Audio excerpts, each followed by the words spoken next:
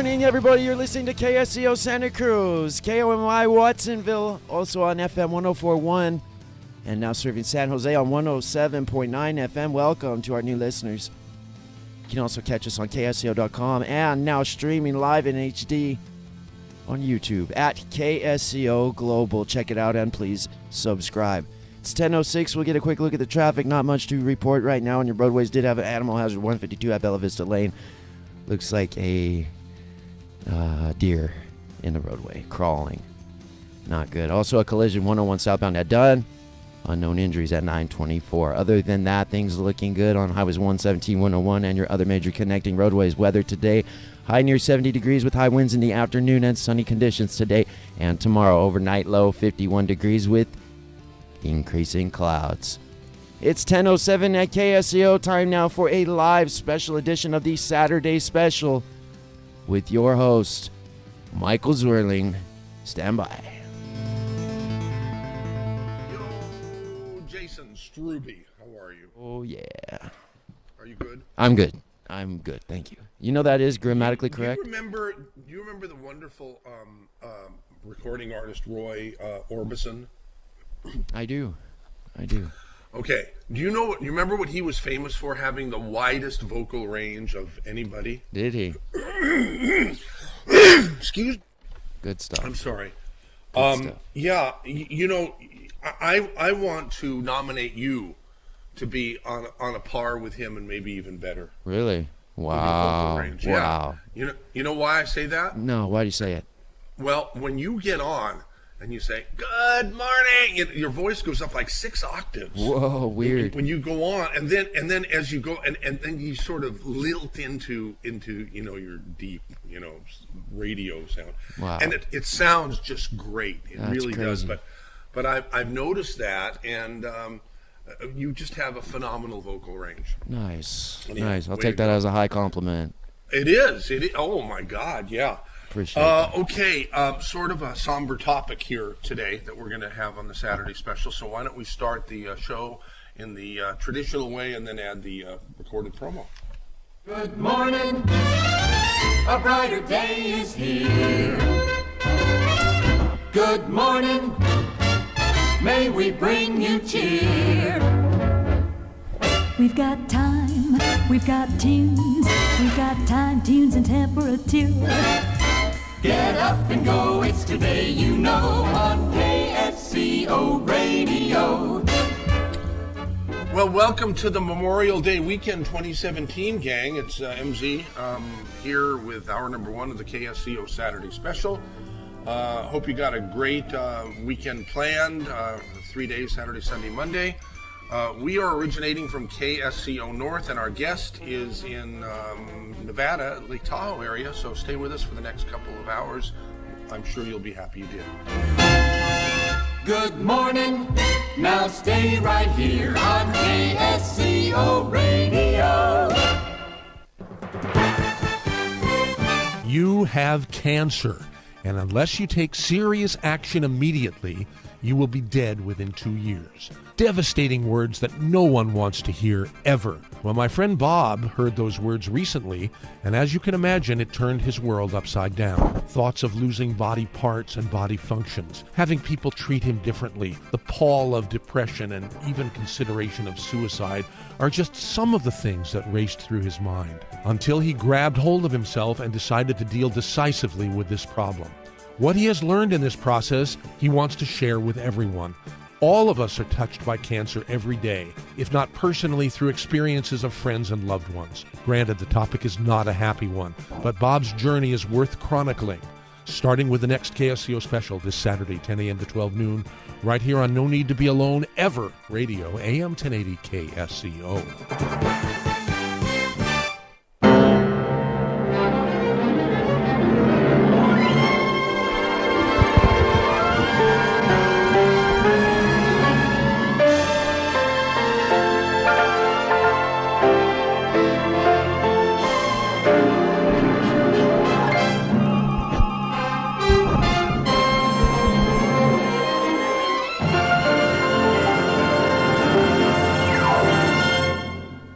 Okay, let's waste no time getting Bob on the line here.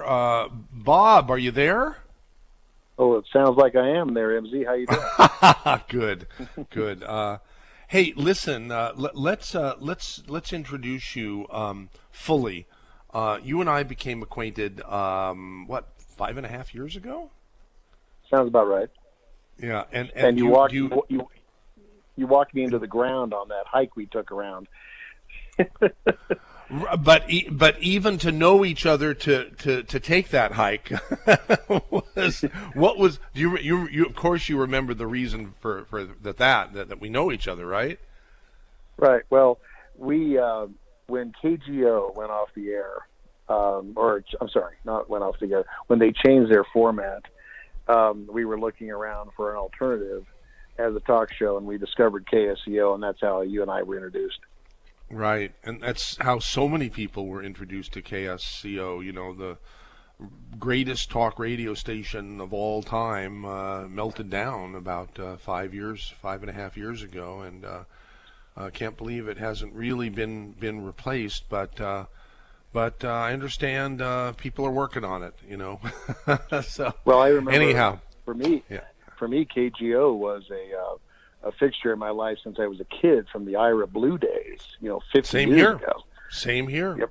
You know, and the thought of having a KGO for the Monterey Bay Area was a very interesting, a dream of mine from the time I was a kid, because there was the arrival of the University of California Santa Cruz campus had just occurred in 1965.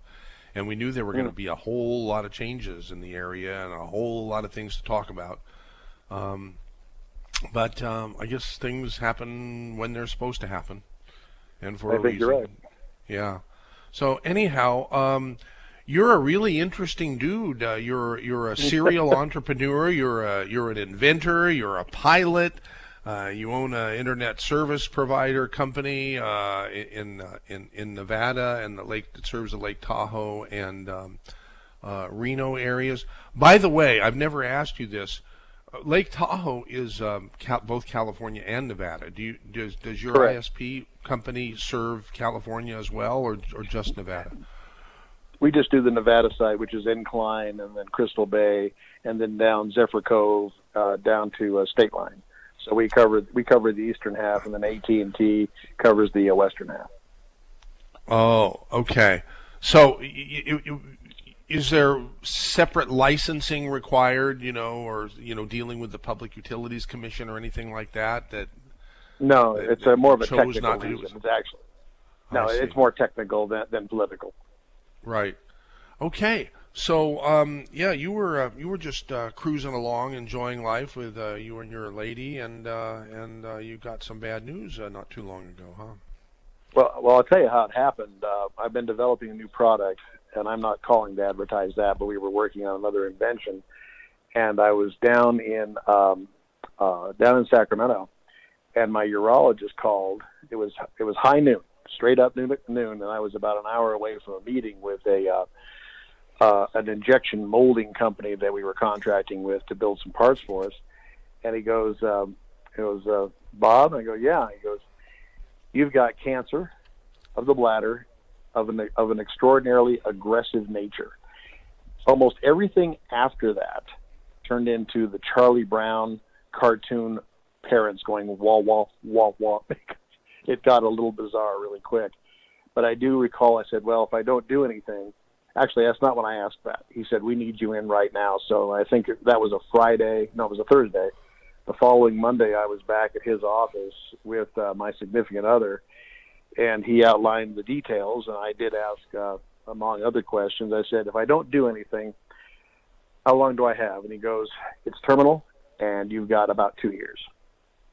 And I walked out of there. Well, I started to be shook up that Thursday, and it was only worse after that on Monday. That was an extraordinary How was it experience. that you were visiting a urologist anyhow? There must have been some symptoms that you wanted checked out, where you had some suspicion. Well, we didn't know it was that serious. I had thought I had kidney stones, and the symptoms were kidney stones, and passing small stones. Yep, And I know all about that. With some minor bleeding, and it would get better and then get worse and then get better. And so that's why I didn't consider it a huge deal. I was trying to pass the stones. And then it wasn't getting any better. So we went in for a cystoscopy where they take a look around. They found 3 bladder stones, which I didn't even know was possible at the time. And the urologist, it was a different urologist, said, your bladder looks irritated, but there's no sign of cancer. They had taken a test for cancer cells, and I thought, well, fine. Well, he said, you have to go ahead and have surgery done, have those stones removed. And so we set that up for January 26th, if I recall. Had those removed, but it was a different urologist that actually did perform the procedure. And they did a biopsy on some swelling on the side. And 2 weeks later, that's when we found out that there was cancer, and they wanted to go back in and do another biopsy, which they did on March 24th, and that's when they came back with the definitive word that I just discussed. Mm-hmm. Oh my! It hit you like it was sure. interesting. It really does throw one into a different mindset. The first thing I noticed was that since now you have this timeline, MZ, you've got 2 years, and you're trying to decide what to do about it. You're trying to decide how to handle it. The first thing I noticed right out of the bat and I think we discussed this the other day, that when you wake up in the morning as a human being, you don't know how long you've got. That's just the nature of our existence. And death is over the horizon. You don't know where it's going to be. You don't know if you're going to get in a car accident in the morning, or if you're going to have another serious issue 15 years out. You just don't know. And so when someone tells you that if you don't do something, this is what you've got, all of a sudden you've got this white wall on the horizon, and everything compresses. Time compresses. Your whole attitude toward everything changes. It's amazing. And there's a lot of other things I'd like to express. Number one, I never realized that having cancer would be a full-time job. Just dealing with the insurance, all the logistics of it, trying to get everything handled. And everything is so compartmentalized in this country when it comes to healthcare, and you've got to play your own, what's the proper word, navigator, in order to try to ride through this and get everybody on board, get insurance approval for everyone, and get everything checked out. It's been a remarkable experience. Wow. Well, where are you in the whole progression now? Well, it took,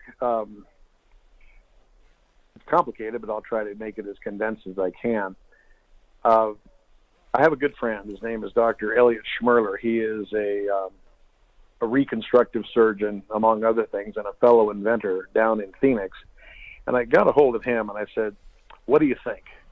And he was the first ray of hope. He goes, if it's metastasized, then we can slow it down and buy you some time. That can be done. If it hasn't metastasized, then the best option is to remove the bladder and then try to have what's called a neobladder, which they reconstruct a bladder out of the small intestine tissue.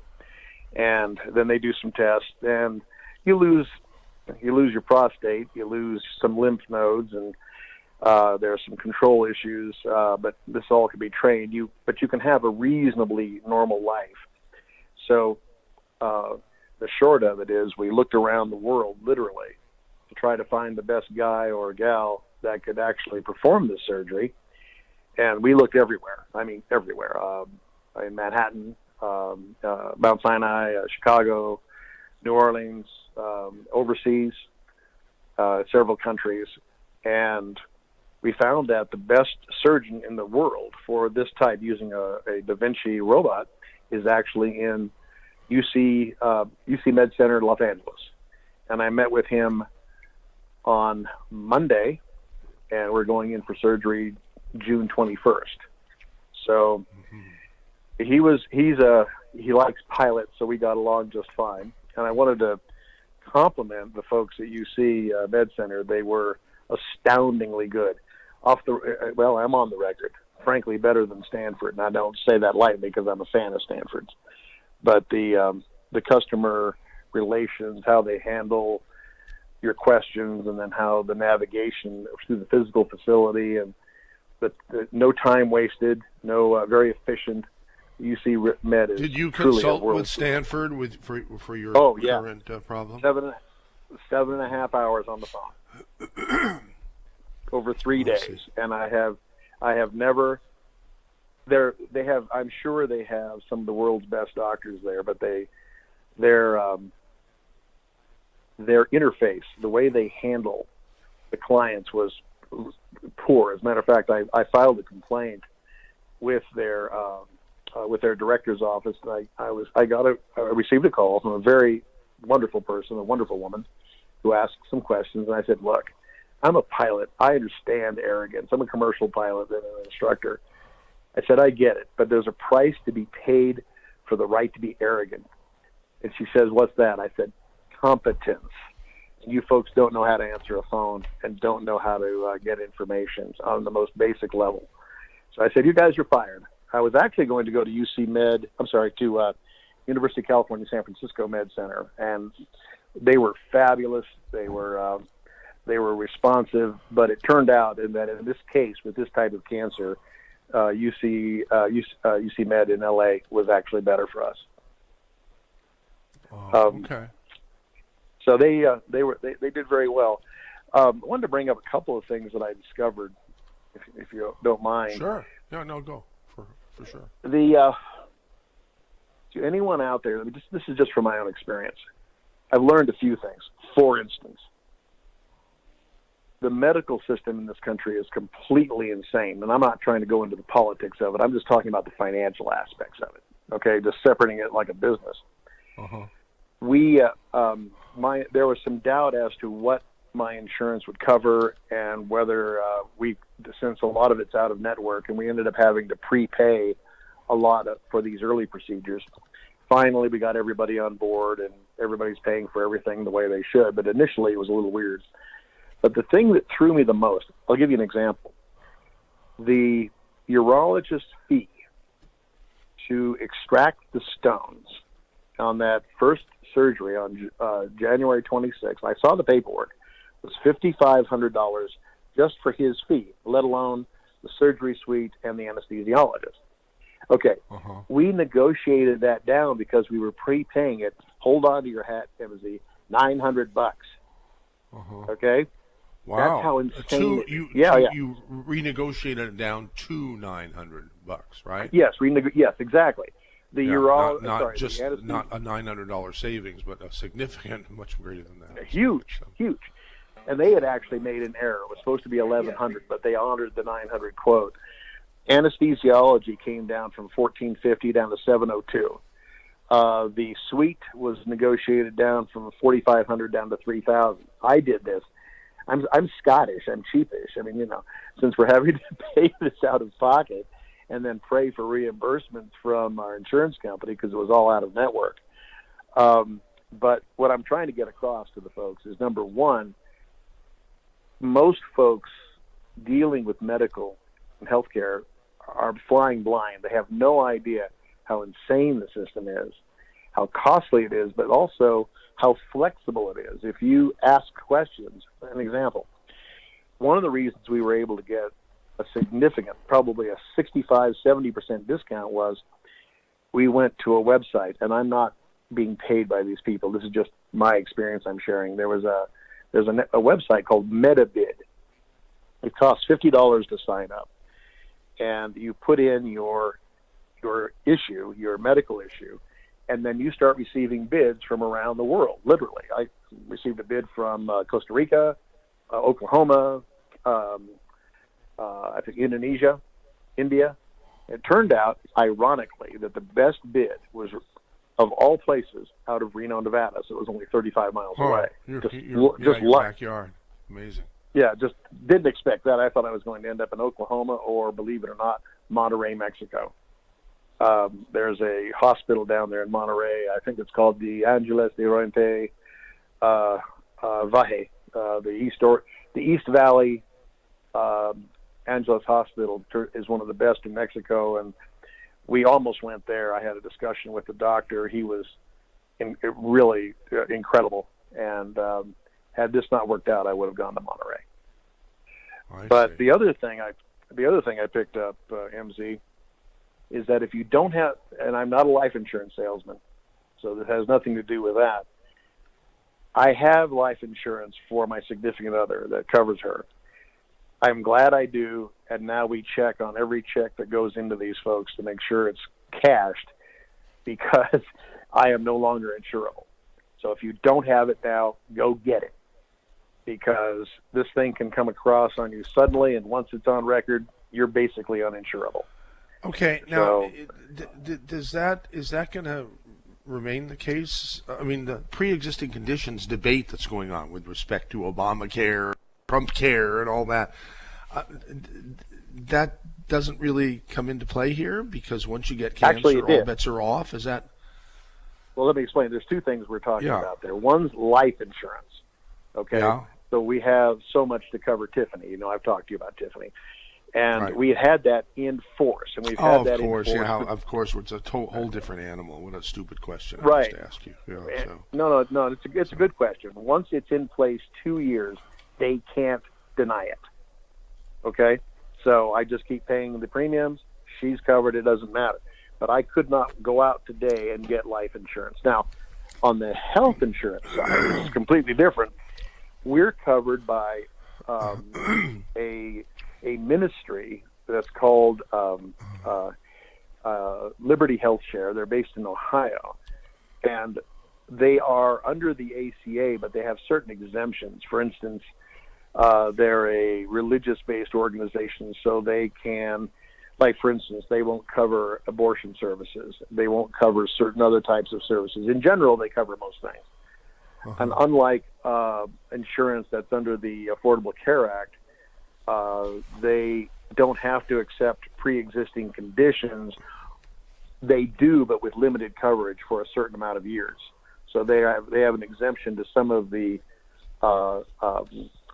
requirements of the ACA, and they can have limits. Like on my cancer, I've got $1 million limit, but knowing what the insurance will pay for my surgery in Los Angeles, we are well covered, and won't use anywhere near. We'll just use a minority of it.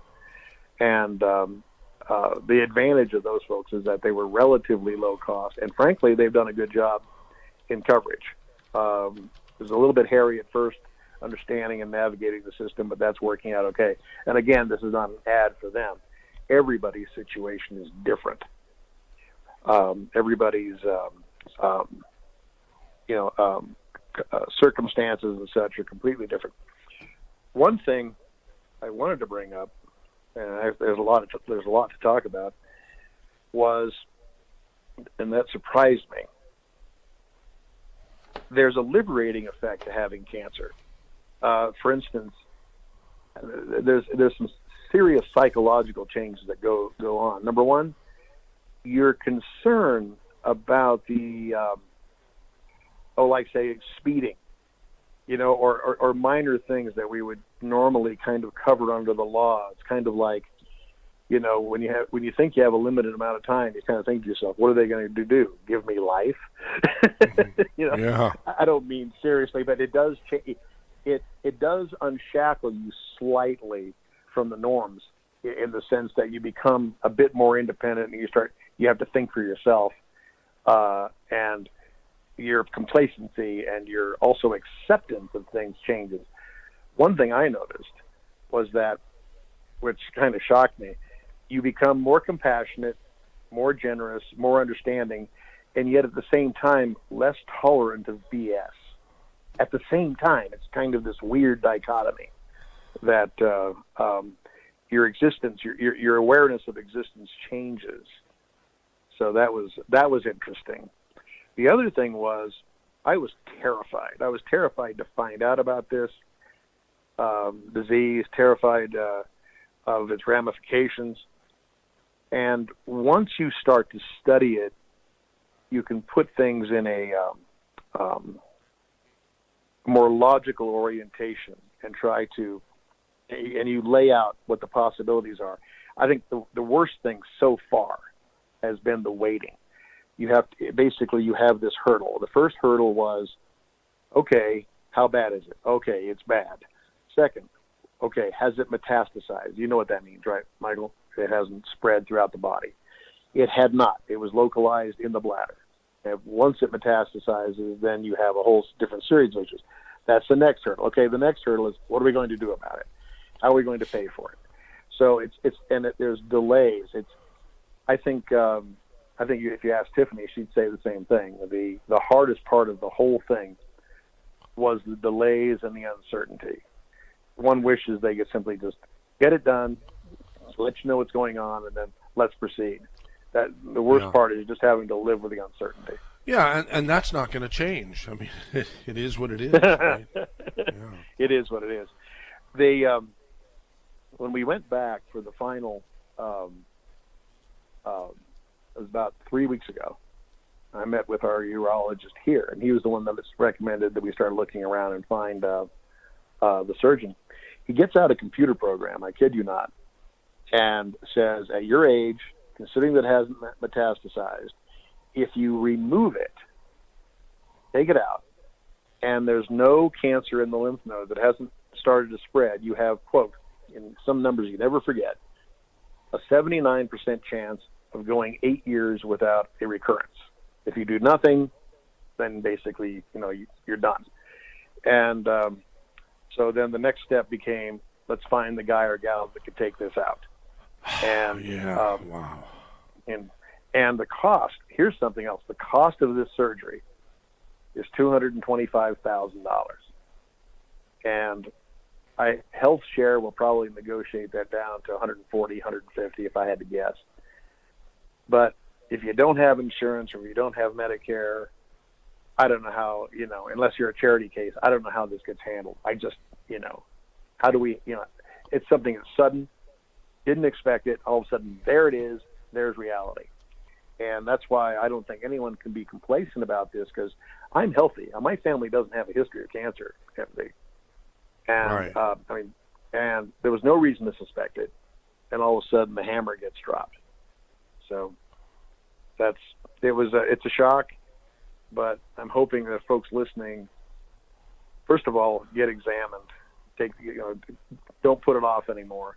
Earlier you catch it, the better. Had I had this checked out March of last year instead of early this year, probably could have gone with more mild treatments and not radical surgery. So it's a big deal if you have any suspicion. There were no symptoms back then, right? Well, it behaved like kidney stones. Okay. Oh, even that far back. I see what you're saying. Well, okay. Yeah. And you didn't have the quote kidney stones looked into back then? Oh, I did. I did. Well, I had passed the stone, and I went to. And maybe it was a bladder stone that you were passing. In actuality, I think is that so. Possible? I think so. All right. I think so. We're talking with Bob, and you don't mind if I give your last name, or do you? No, it's fine. It's fine. Okay, Bob McDermott. He's in the Lake Tahoe, Reno area, and he is a friend of mine of about 5.5 years. That's how long we've been acquainted. And he called me this week with sobering news that he had been diagnosed with bladder cancer, and it happened. It was like eight or so weeks ago, and you can imagine. Well, I can't imagine. So I take that back. I can't imagine. So I don't know how you being the KSCO listener, can imagine what must go through your head. But that's what the topic is today on the Saturday special. And I'm not sure we're going to get any phone calls at all, but we certainly are going to open up the phone lines right now. If you would like to, ask a question of Bob, or maybe you have a personal experience to relate, either of your own or of a loved one or a friend, please give us a call at 479-1080. That's in area 831, or you can email mz@ksco.com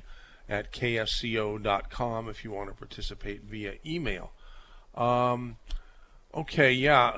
Nick Clifford emails, "Hey MZ, curious if your guest has watched or heard of the Truth About Cancer series."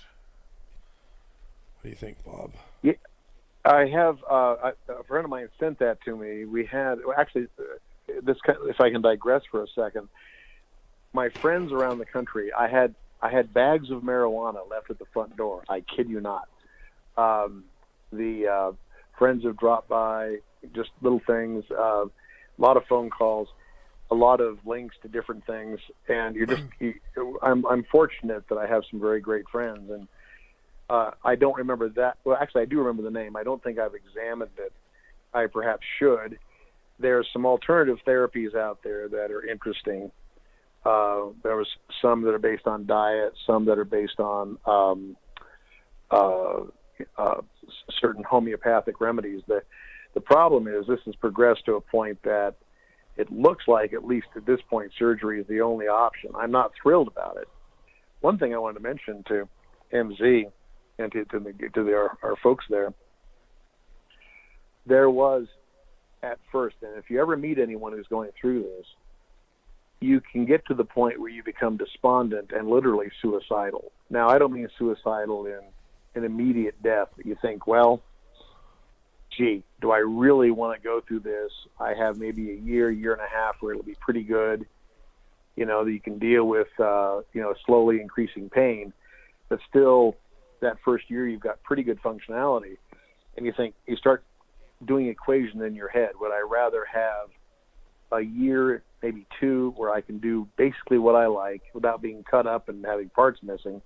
Or do I take the risk of dying on the table, going through chemo, whether light or heavy, and then end up being a shell of a person and lasting 3 or 4 or 5 years perhaps, or longer? And you start thinking about those trade-offs. So if you're asking what it's like, you start running that, which is better, which is more desirable. Yeah. And I think I and told after a you, while it becomes clear, right? So, which is better. Right. Yeah. Well, and every case is different. Every case is different. If for me, there's a red line.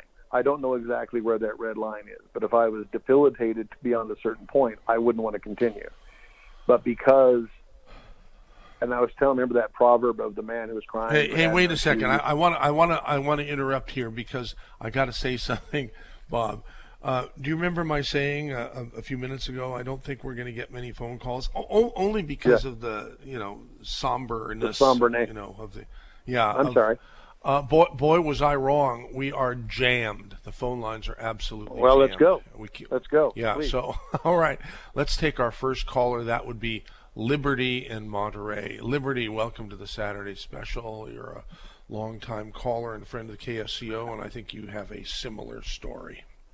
Yes, right? indeed. Yes, indeed. And thanks for taking me. Hope the sound's okay. I'm in a bus.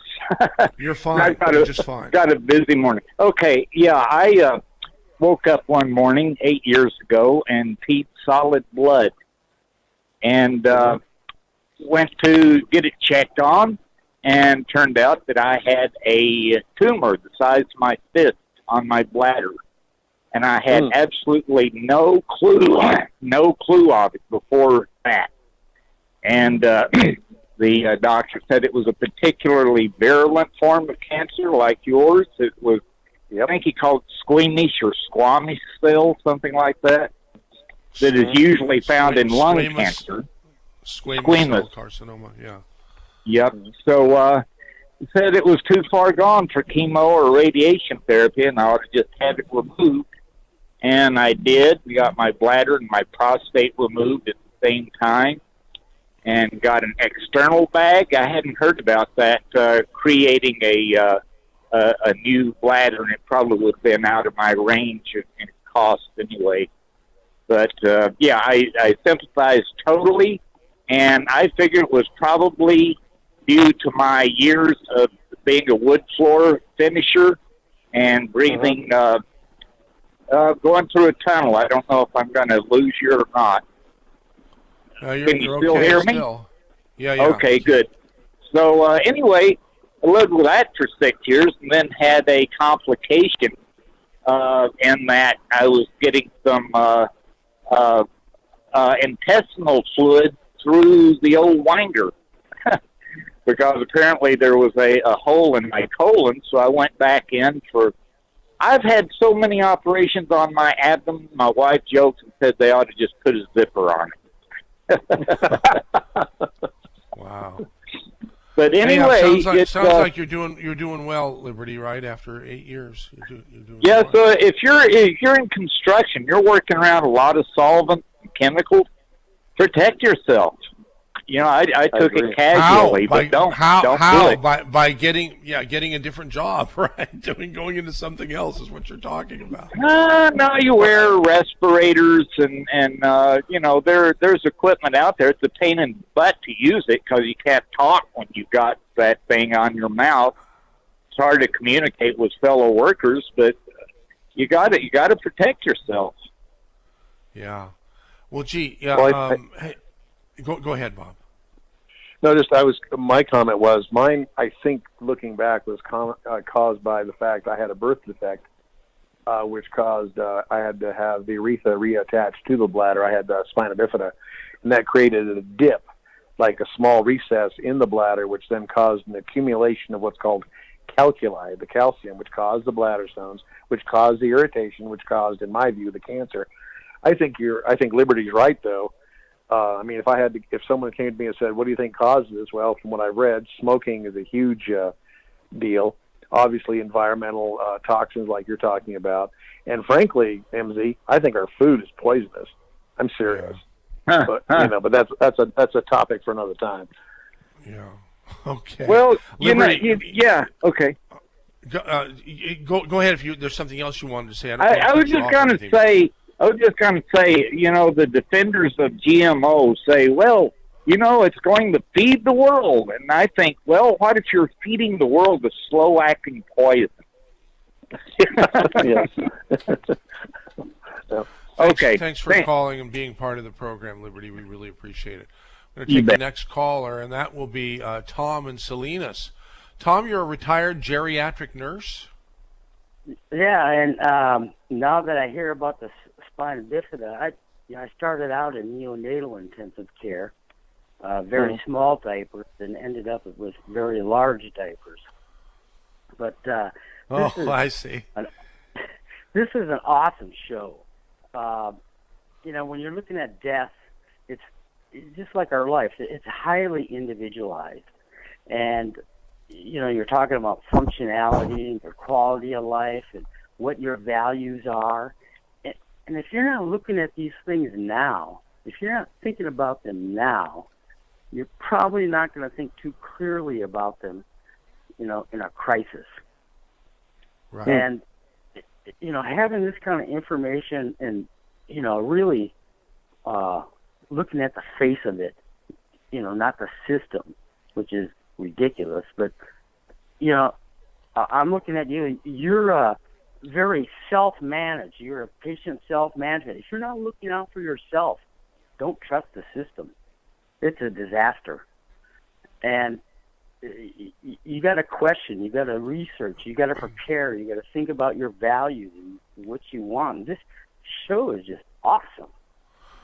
Well, okay, not to be crass, but while you were talking about that, I was sort of reflecting on the 2 decades of association with Youngevity and Dr. Wallach, and how the whole thing that he's about is education and letting people know that you really the system. It doesn't matter where you are politically.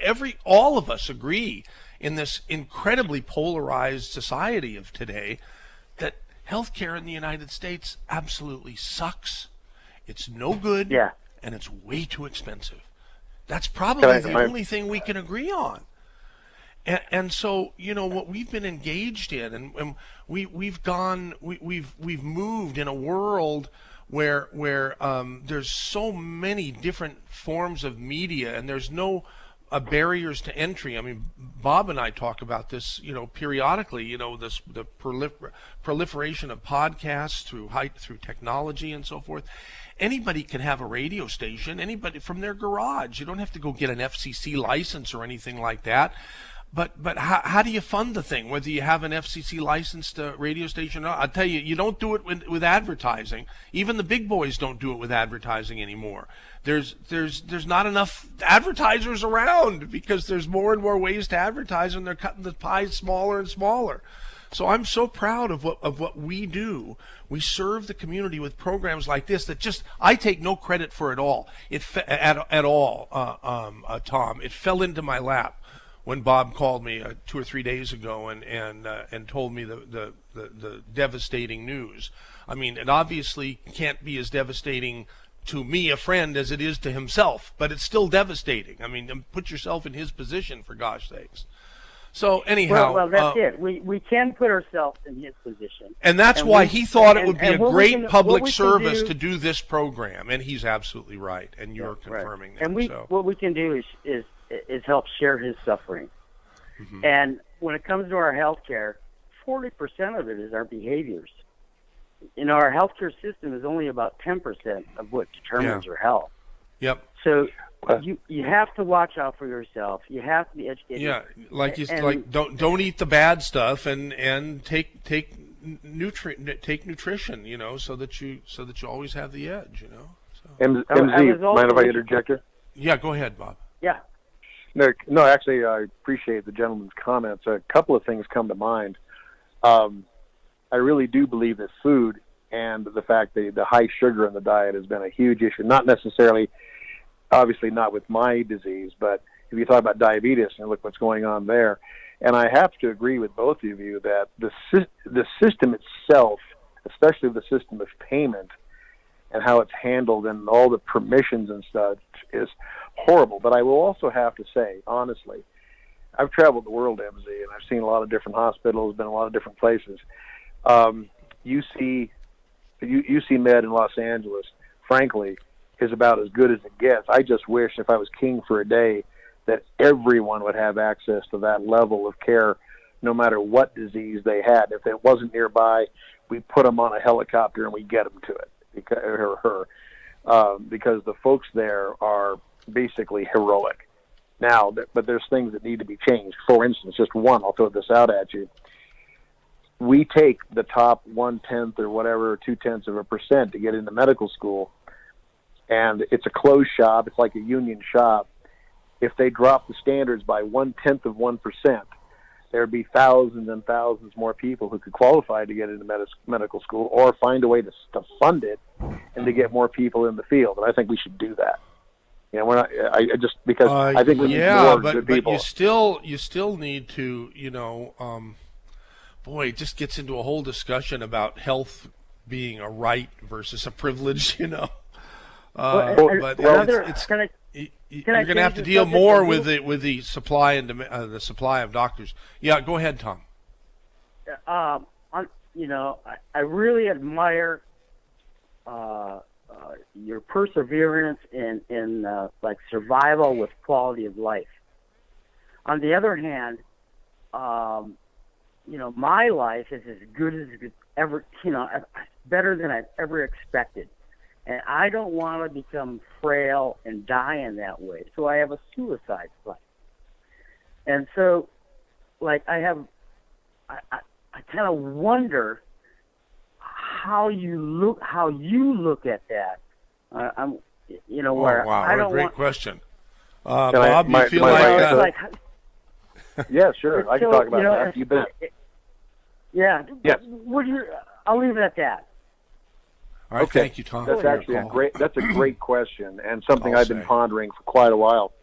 I'm 61, and aside from the bloody bladder, I'm in pretty good shape overall. Not as good a shape as MZ. He can walk me into the ground, but overall, in good health. I thought about this a lot. I believe that we're all sovereign in the classic sense, and I believe how we end our life is entirely our choice.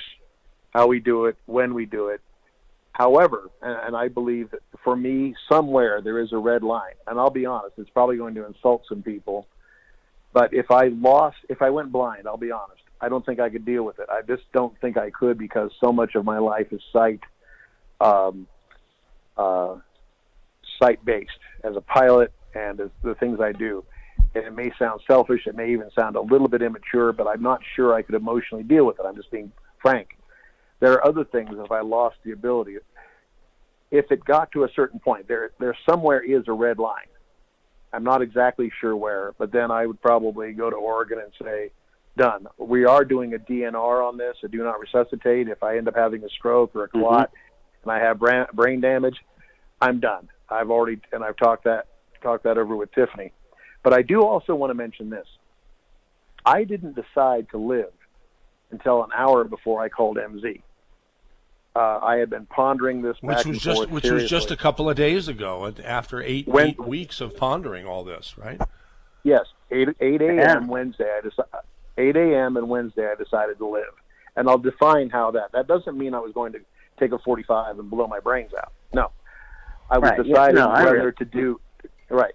It was deciding to do nothing, right, or a limited, or a limited form of chemo, or to go all in. Now, the heroic efforts of Children's Hospital in Los Angeles 61 years ago saved me at birth. I had spina bifida and all kinds of issues, and they did reconstructive surgery that today would cost $750,000 at least. And it was all done by volunteer doctors, some from UC Med, with a certain irony. And then I thought, honestly, that looking at the fact that I would still have a reasonable quality of life, and then looking at, frankly, the gallant efforts, and I don't use that word lightly, the gallant efforts of UC Med going forward in this attempt to save my life, to do any less and to not try would be a dishonor to those folks, both in the past and in the present. That's really what the decision came down to. Wow. That's great. Oh, man, that messes with me. That kind of messes with me a little. I'm going to have to think about this. Well, I'm not saying that you're not correct. I'm not saying that you shouldn't have a suicide plan. I'm not judging you. Matter of fact, the very first thing I told Tiffany, my sweetheart, I said, if I decide to take my life, don't judge me a coward. I will not do anything without extreme thought. Extreme thought. I'm not going to do anything rash. I'm not going to do anything half-cocked. But if I decide that I can't deal with it, the decision's mine. And I respect your decision. But again, think it through. Think it through, the whole thing. Right. You have to think it through, and people have to let their loved ones think it through, and know their wishes, so that things don't become a crisis or incongruent. Because you don't want a crisis at the end. You don't want a crisis at the end. Yeah. Man. Okay. This is KSCO. You never know what you're going to hear on it. It's so bizarre. You just never know. That's a very true statement for sure. Most of the time, I don't even know what we're going to do on the Saturday special, and most of the time, I don't know what we've done on the Saturday special. Most of the time, I want to call in, but I'd be so embarrassed to call in on this stuff. But today was so intense that I had to. And I'm not an anonymous, Dave. Well, There's a lot of people out there probably it's a real Saturday special today. I mean, it's worthy of the title. I hate to say it, but most of the Saturday specials are just Saturday fakery specials where I just lazily show up and do my show, and whatever happens. Yeah, this is where the rubber really meets the road in life. Mm-hmm. And MZ, you got to wake up and think about it. Please. Make it your own. Can I make a quick? Yeah, Can I make a quick comment? Your gentleman here mentioned embarrassment. One thing about having cancer is that you're liberated. You don't care anymore about what anybody thinks. At least that was my reaction. Let me give you a quick story. I'm down in Los Angeles, and I have relatives down there, and I went over to Lankershim in North Hollywood. I'm literally walking around the old neighborhood where my aunt used to live, and I'm talking to people on the street, just randomly. I met a person at a hamburger stand that was the size of a telephone booth. And I just said, I just got back from UC Med. I guess it's been a long day. So what do you have? And I said, I have cancer. The stories people tell you, this disease is everywhere. And I was that Monday, I must have heard half a dozen stories of heroism and bravery and horror and tragedy. It is absolutely, but it's like something that you're embarrassed to talk about. You don't want to talk about it. You don't want to face it. But all of a sudden, if you've got it, you're free to talk about it. And the feedback and support, just the emotional support from total strangers, was overwhelming. Yeah. Hey, listen, Tom, really want to thank you for your call. We got so many other callers. Oh, yeah, thank you. We have Eileen, we have Colonel Terry, we have Dick, we have Ed. We only have a few minutes left for this hour. But thanks very much for your very thoughtful call. Next caller, I'm going to say take next, and that will be Ed in Aptos. Ed, you're on with Bob and MZ. Good morning. Hey. I have a question and then a little story. He was talking about the company where you could put in your ailment and they would get bids, around the world for the cost of doing the operation, I guess. Yes. Mm-hmm. And I just wondered how quality figured into those bids. In other words, you get someplace. I can't remember how many years ago they had a thing on 60 Minutes how people were going to Thailand and whatever for operations or maybe even dental work. But the cost of our health care in the U.S. is they call that medical tourism, the medical tourism industry. Yeah. Right. Mm-hmm. But anyhow, I just wondered if where quality figured into that. That was my question. May I answer that or go? We got the news coming up in a couple of minutes. We want everybody who's on the phone to stay on, and we'll take. I'll make it as quick as I can. Yeah. MZ, you know pretty well. I studied this as in depth as I could.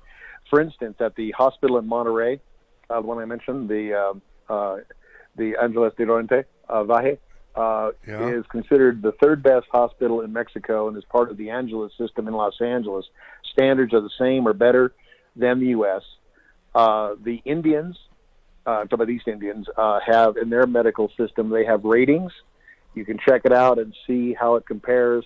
There are hospital rating services that rate different hospitals around the world. Right now, it's a great question, but there is information out there. I would have been totally comfortable going to Mexico. I would be totally comfortable going to India. The issue for us is I have a business, we have a new product launching, et cetera. I have responsibilities. So I wanted to stay in the U.S. if I could. But that information is obtainable. Very good. Okay. Michael, can I hold over? I don't know if you come up. Sure. No, we have a minute. We have a minute. So go ahead, Ed. Well, I had a bicycle accident, and it required a helicopter ride. Well, first, let me back off. I'm a pilot as well. I made my living as a pilot. I started out pre-med, but I didn't want to study hard enough to get the grades to get into medical school. And if I would have known that I could have gone into the Caribbean and gotten, with lesser grades, I would have done that, but I didn't know about that. Anyhow, from my accident, it was near Aptos High that it happened, and they needed to send me to emergency services. So I got a helicopter ride, and I saw a bill for it. It was $25,000 for a helicopter ride from Aptos. Ed, we're right at the end of the thing. If there's more, we'll hold you over. But I got to tell everybody, it's KSCO Santa Cruz, Salinas, Monterey, San Jose. It's 11 a.m. Here's CBS News. CBS News, I'm Jim Taylor. Like the end of a road trip, President Trump is heading home on board Air Force One. We have been gone for close to 9 days. This will be 9 days. And I think we hit a home run no matter where we are. No, not so much on climate change. 6 of the G7 leaders staying on board the 2-year-old Paris Accord. Mr. Trump still waiting to step up to the plate. Here's CBS's Stephen Portnoy. In a tweet, the president says he'll make his final decision on the Paris Accord next week. On word that the president's views of the deal were evolving, A G7 leader statement gave the U.S. the space to decide whether to stay in the agreement, while the other 6 members reiterated their endorsement. The communique was the subject of intense negotiations up until the moment it was released. The president returns to a storm of political discord in Washington. A lot of questions about his son-in-law, like just how close are the Russians with Jared Kushner? That's one thing the FBI investigators and a congressional probe want to know. The Washington Post says early last December, Jared Kushner and Russia's ambassador to Washington talked about creating a secret, secure communications link with the Trump transition team using Russian diplomatic facilities. The Post, citing U.S. officials, says it was an apparent move to prevent pre-inauguration discussions from being monitored. The FBI is looking into meetings Kushner had with Russians as part of its ongoing investigation into contacts between them and Trump officials. His lawyer says Kushner is cooperating with all inquiries. Sam Litzinger, CBS News, Washington. This just in, former Republican Senator Jim Bunning is dead. Served as a Kentucky senator from 1999 to 2011, inducted into the Baseball Hall of Fame in 1996. I've always been taught that Sunday is the day the Lord made for us to rejoice and be glad. And on this particular Sunday, if anyone has reason to rejoice and be glad, it's the Jim Bunning family. He was a pitcher, primarily with the Detroit Tigers and Philadelphia Phillies in the 50s and 60s. Pitched a perfect game in 1964. Jim Bunning was 85. Less than a week after the Manchester bombing that killed 22, another overnight arrest, but the threat level in Great Britain knocked down a notch. Here's Prime Minister Theresa May. JTAC has this morning taken the decision to reduce the threat level from critical to severe. The public should be clear about what this means. A threat level of severe means an attack is highly likely. The country should remain vigilant. Traveler's nightmare at England airports. Heathrow, Gatwick, all British Airway flights shut down, thousands stranded. We arrived at the airport this morning at 9. We queued for 3 hours just to drop off our luggage. No information given. We were just told that we had to leave the airport, but we're unable to reclaim our luggage. We've been given no information whatsoever from anybody. Worldwide IT glitches blame British Airways says flights should resume tomorrow. This is CBS News. I'm Scott Tannen, founder of Boll & Branch, where you can get the world's most comfortable sheets for less than half of what you'd pay in the store. Our sheets are made from 100% organic cotton and get softer over time. Even 3 U.S. presidents have Boll & Branch sheets. Try them for 30 nights. If you don't love them, send them back for a full refund. Go to bollandbranch.com today for $50 off your first set of sheets, plus free shipping with promo code SLEEP. Spelled B-O-L-L and branch.com. That's bollandbranch.com, promo code SLEEP. Attention! Do you have outstanding federal student loans? Then get ready for a special free offer. Graduate Service Center wants to give you free information to see if you qualify for one lower monthly payment or student loan forgiveness. The call is free, the information is free, and there's absolutely no obligation. See if you qualify for lower monthly payments or loan forgiveness. Call now. 800-801-4950. That's 800-801-4950. Don't wait. Call now. 800-801-4950.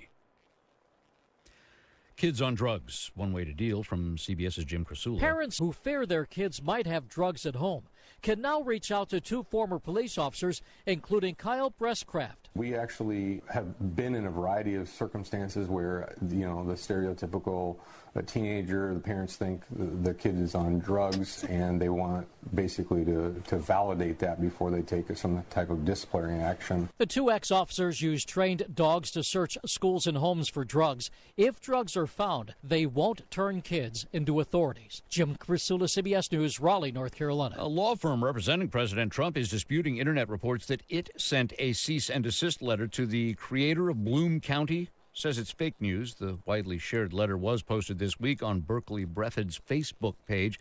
It alleges the cartoonist used images of Mr. Trump and his family for commercial exploitation. Demanded they be removed. I'm Jim Taylor, CBS News.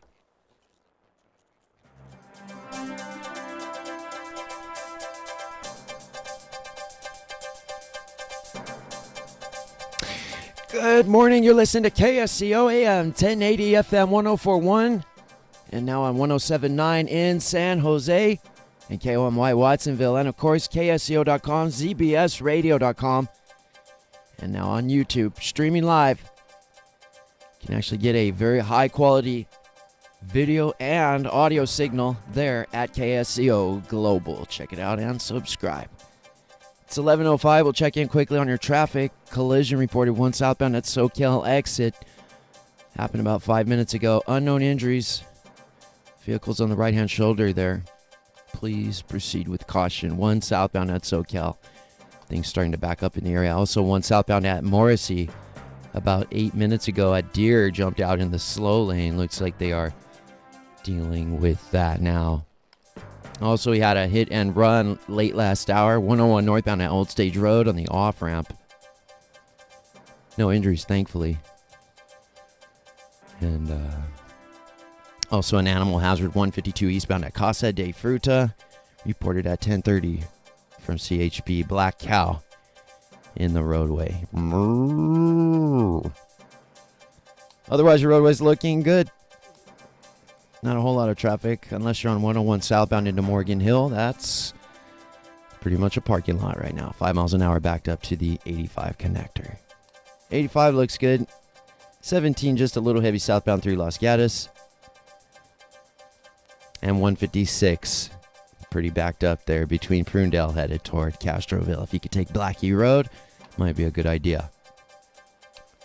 Moss Landing area heating up as well southbound. Weather today, sunny with a high near 70 degrees this afternoon. High winds in the afternoon up to 25 miles per hour. Tomorrow like today, a high near 70 degrees. Increasing clouds overnight with a low near 51. Small boaters forecast in effect this afternoon through this evening on the Monterey Bay, and it's 11:07.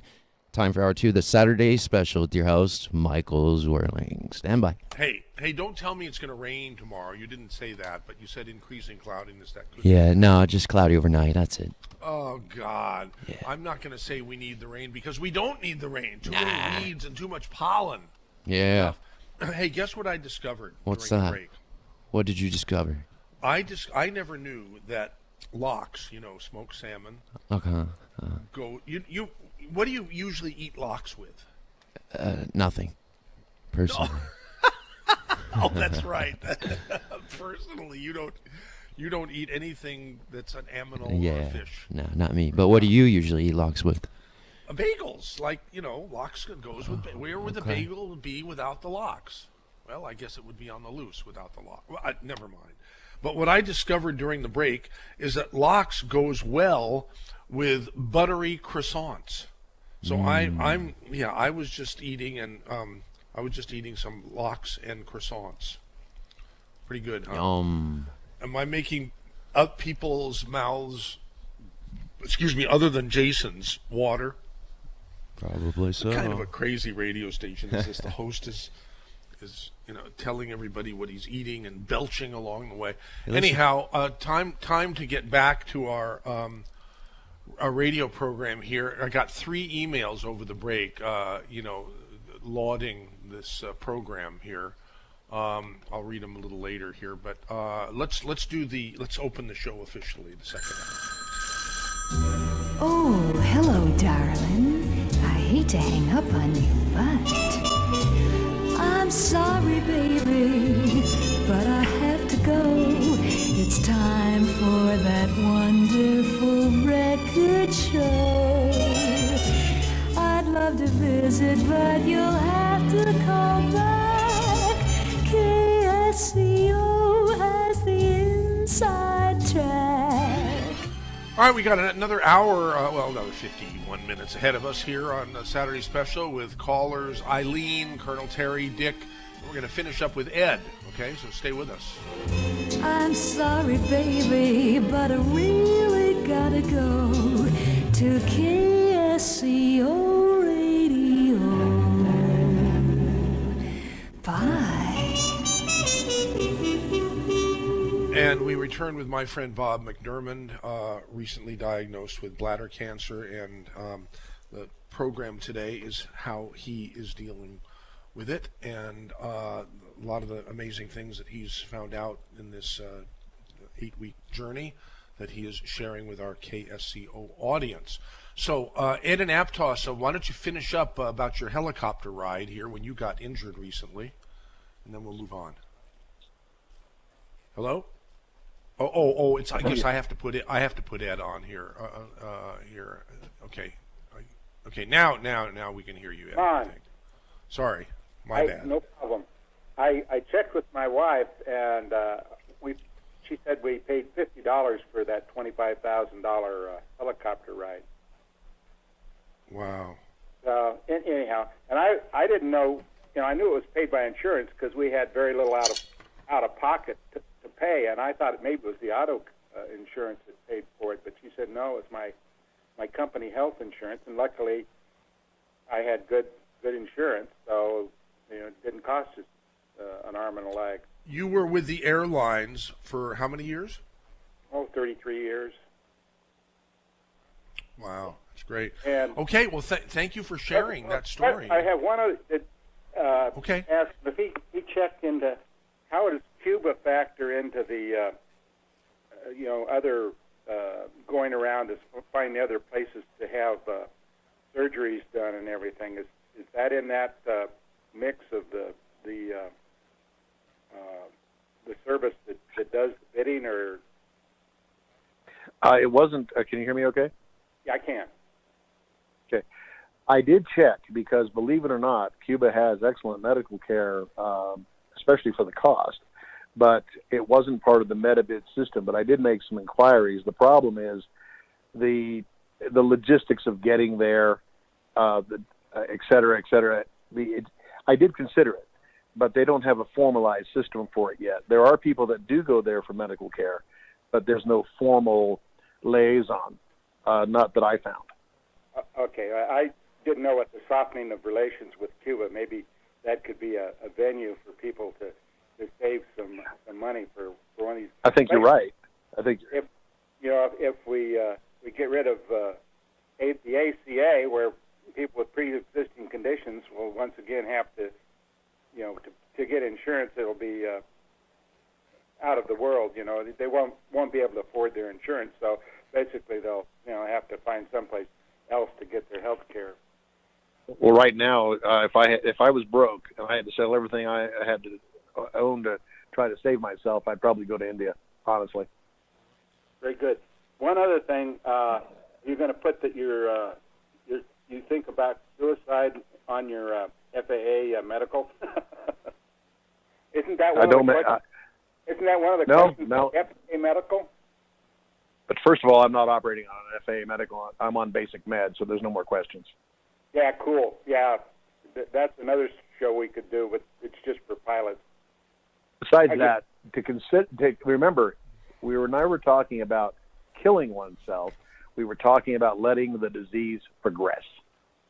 Right. That's not the same thing. No. That's simply that's elective. Well, I'm happy you made that clear, and I guess you did a little earlier, Bob. But there's suicide.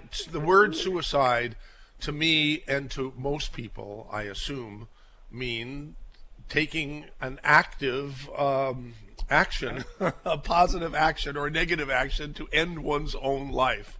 That's what suicide means to me. But see, to me, if it's taking a deliberate action not to intervene and letting nature take its course, and it's going to kill you. Okay, I get it.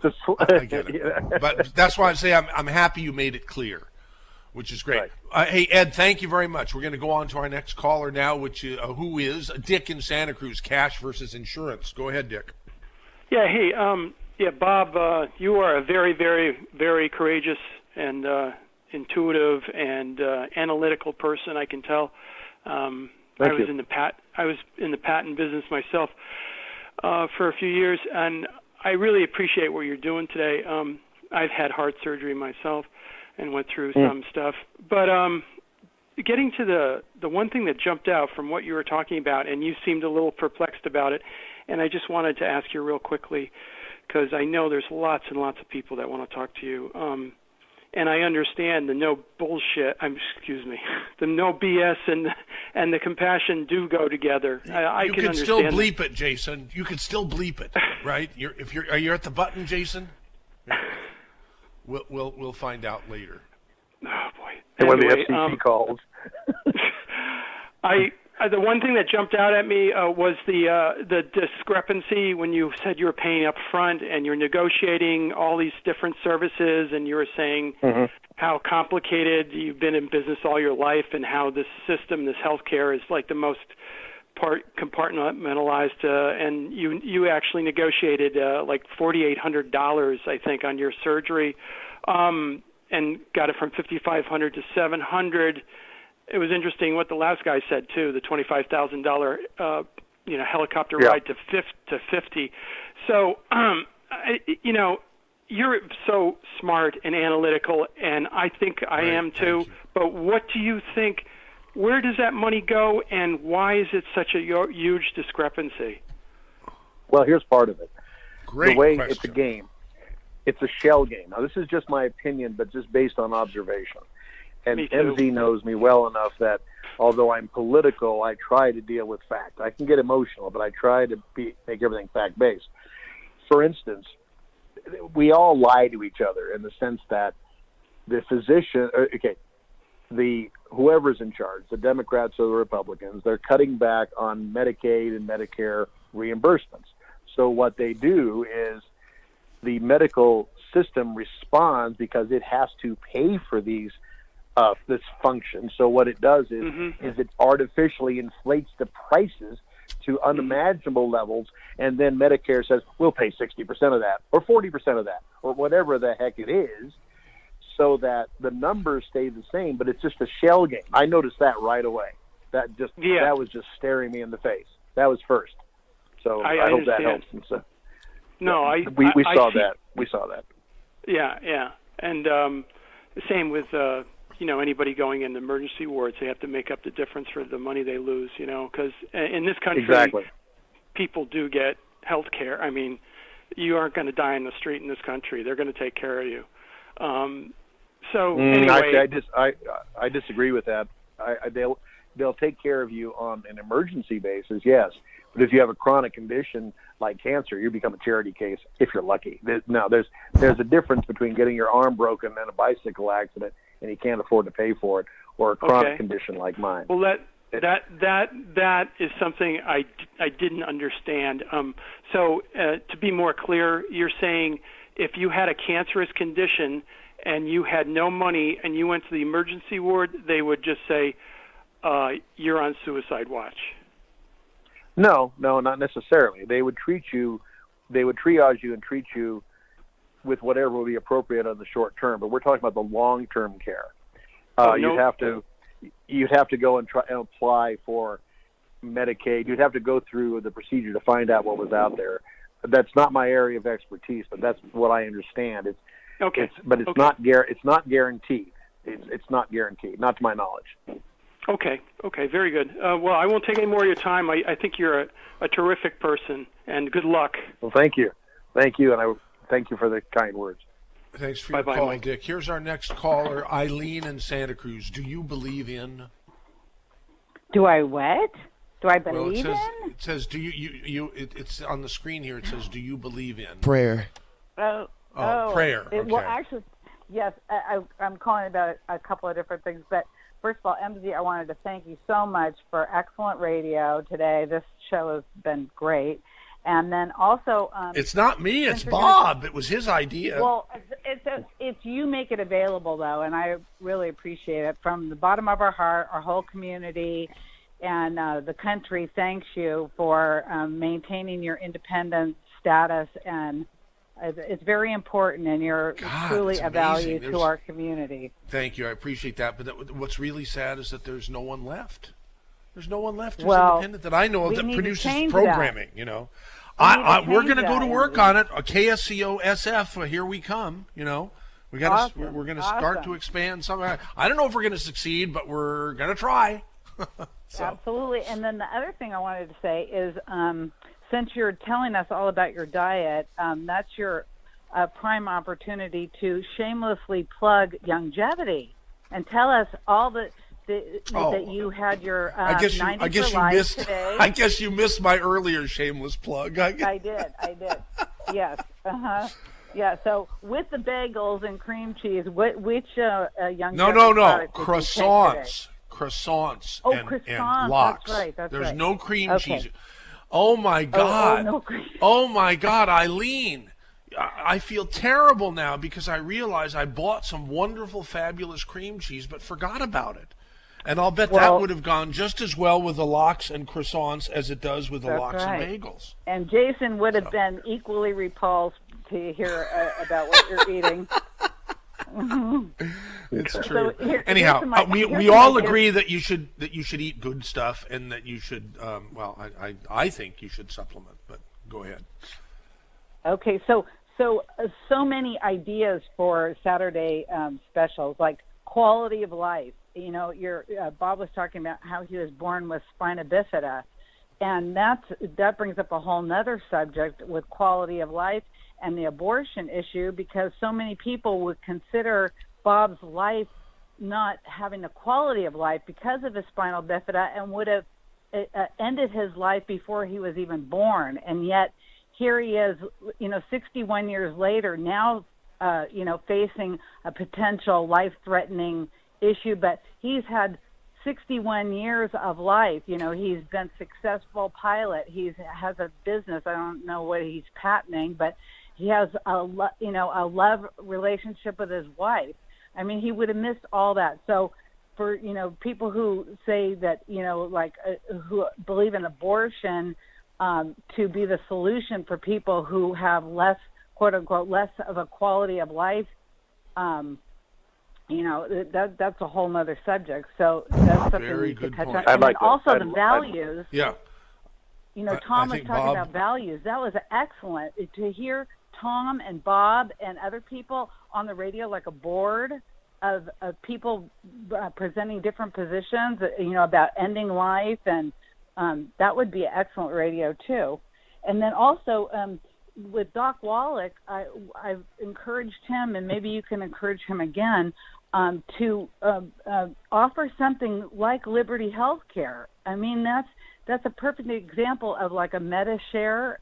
Bob mentioned that he is a member of Liberty Health. Correct. And then you could even, for the people who are participating in holistic ways of living and are living healthful lives and eating healthfully and maybe taking certain supplements, like longevity, for example, they would maybe their pre-existing conditions could be covered because they are exercising healthful practices that will more than likely result in, an improved condition.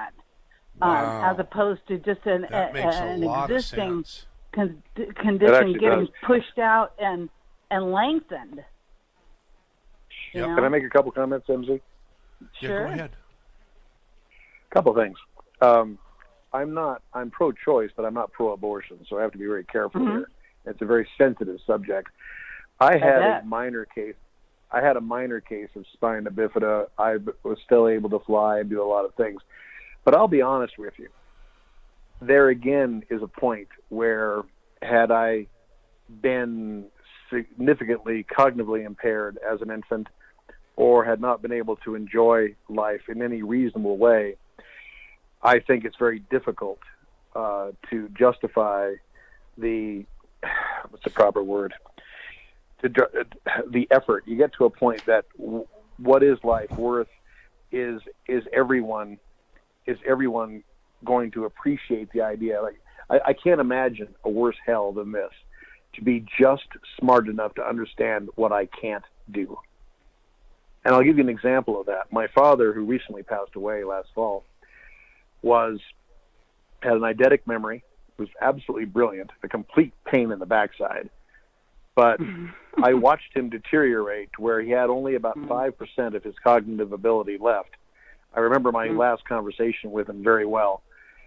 And I just can't imagine a worse place to be than to know what you were and to lose it, or if you are an infant or a small child and you are teased mercilessly, which I was. It was brutal. The horrific brutality of children. I could go an hour on that. Had to overcome that and many other things.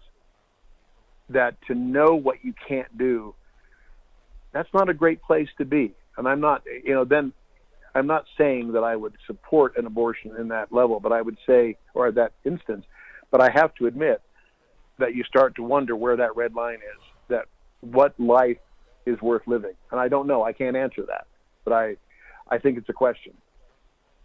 Exactly. Like the definition of life. Who is defining life and the quality of life? Some people would say, well, you don't have a quality of life, so therefore you would be better off not having life altogether. Well, only but then the on the person, other hand, him or herself, has that right to that decision.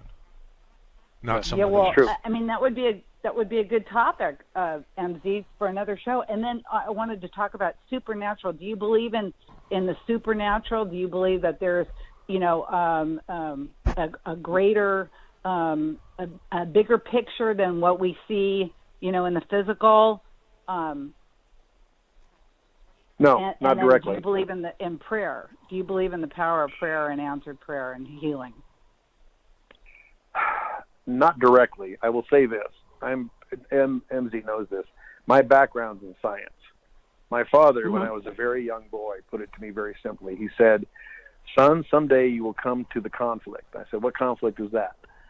The conflict between reason and faith. And in my case, reason won.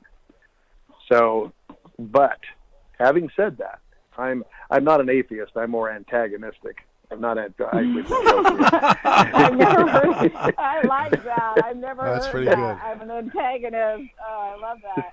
As opposed to agnostic or atheist. Yeah. Exactly. I like that. Antagonistic. Yeah. But I will say this. I've heard of studies where that combined prayer seems to have an effect on surgery patients and cancer patients and such, and I can't immediately discount that. And I think there may be something to the old Indian belief in a spirit or a combined consciousness of those who have left us. Do I think it's possible? Yes. Can I prove it? No. And I like dealing with things that I can prove. What? What? I can't prove it. So on the other like hand, I said, oh damn. Well, the thing is that do I believe in the power of positive thinking? Yes. Do I believe that our interactions can affect healing? Yes. Do I believe in some external force that's going to intervene on my behalf? No. Arthur C. Clarke said it very well many years ago. If there are any gods whose chief concern is man, they're not very important gods. Wow. I have to ponder that one a little bit. On that note, I would ask you if you are receptive, if you'd like to pray. I would love to pray for you for healing. I appreciate the thought, and I would not ask for that. This is a battle I have to fight more or less on my own, but I'm trying to. I've had a lot of support. A lot of people have offered would you object to? Would you object to people doing it anyhow? I would never object. But I'm just saying, I would never ask for it. It's not that would right. not that would be out of place. Right. Okay. Great. Hey, thank you for your call, Eileen. Here's our next caller, Colonel Terry, who has a caring comment. Well, first of all, Bob, I go without saying you have my sympathy and also my high respect for your attitude to do the best, recognizing the reality of having cancer. I've had that in my family and related things, and again, what else can you do except take the most positive attitude possible? And I respect that highly in how you've expressed yourself.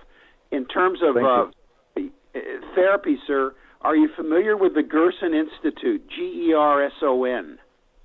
Heard of it, but I don't know anything about it. I'm sorry. Absolutely, pull up their website, Gerson. They have, without question, proven cures of all kinds of cancers and other ailments. That should be one of the oysters you open with high recommendation. In addition, Dr. Gerson's son, whose last name is Strauss, is in the Monterey area. But they also have a number of practitioners. The primary clinic is in San Diego. But without ado, pull up the Gerson Cancer Institute, the Gerson Institute. We had Mr. Strauss on a Saturday special a long time ago. I remember now. I had it. Yeah, Probably around 2006 or 2007. If I may interject, the smartest doctor I know in the world is a doctor named Elliot Schmerler. He's in Phoenix, Arizona. He's radical. He's an inventor, convicted of tax fraud. You'd like him, MZ. I would like him. I like people convicted of tax fraud. Where did you get that? I hate people like that. God dang. No, it wasn't his fault. It wasn't his fault. It was one of those crazy things. And he told me that although immunotherapy, I'm just looking this up now, right, was the silver bullet, it turns out that it has not been the great cure or hope that they thought it would be. I asked about it. Now, I don't know anything about Gerson. I'm not claiming to. But I asked a few weeks ago. I was sitting in my car on the speakerphone, and I said, what do you think of immunotherapy? He says, the best we have right now, it improves your odds by about 6.7%. I believe it's what he said. And I go, because I was thinking about not doing the surgery, thinking about going for an immunotherapy type of path to try to avoid the surgery. And although they've made some strides, it doesn't sound like the jury's in yet on this. But I mean, I don't know. I will study it. I thank you for the recommendation. I will take a look at it. Well, I would recommend both the surgery approach and the Gerson approach, and also look into Doc Wallach's longevity recommendations of getting the 90 amino acids, vitamin, minerals, and related things that, regardless of your condition, you need daily. Well, Doc Wallach is so arrogant. He's probably pretty good, so I have to give him credit there. You might look. I would add his regimen as well. The Gerson Institute, I've heard such positive things about it. In addition to finding quality places like Stanford is what I would do, or University of California, Davis, at that level of a hospital. On U.S. healthcare that you brought up intelligently, the problem is we spend $18,000 per American for healthcare. The Europeans spend $6,000 to $8,000. We rank 47th in the world in quality of care, MZ, and they rank in the top 9. And Stephen Brill's recent book on this subject positively proves we have a healthcare system that has been corrupted to serve, politically corrupted, to serve the interests of the greediest of the providers, the pharmaceutical companies and the insurance executives, some of whom make $1 billion a year and don't even dispense an aspirin personally. We've got it out of balance. And Stephen Brill's book is one to take a look at, or even survey a bit. Right. Okay, Colonel Terry, thanks for calling. MZ. I'll be happy to give you some. There are so many, and I always want topics because I'm too old to come up with topics on my own. If someone doesn't give me a topic, chances are it's going to be a Saturday BS special, instead of a Saturday substantive special like today. Anyhow, thanks for calling, Terry. Yeah, the same plain simple truth and facts about medical care in America. Yeah. I'll offer. And by the way, even though it came from my friend Bob, I can't let the comment about Doc Wallach and his arrogance, go by without commenting and giving my take on it. Now, I don't know if you came out with that, Bob, from if you've ever been to a live lecture of Dr. Wallach, where he is famous for sending people out of the room if they click their pens or they make noise. No, that's not arrogance. I think that's. Go ahead. Good. I said he was. Oh, I know. It was a positive thing. But are you talking about arrogance in that he doesn't? He has sort of some contempt for a lot of medical doctors. I think is probably what you're talking about, right? Hey, look. I mean, I want an arrogant doctor because I want someone who believes in himself. So let's just leave it at that. Yeah. Okay. All right. Fair enough. All right. Thank you, Bob. Every success for your recovery. I wish that to you. Thank you, sir. Thank you, sir. Okay. There goes Colonel Terry. Here's Joe Jordan.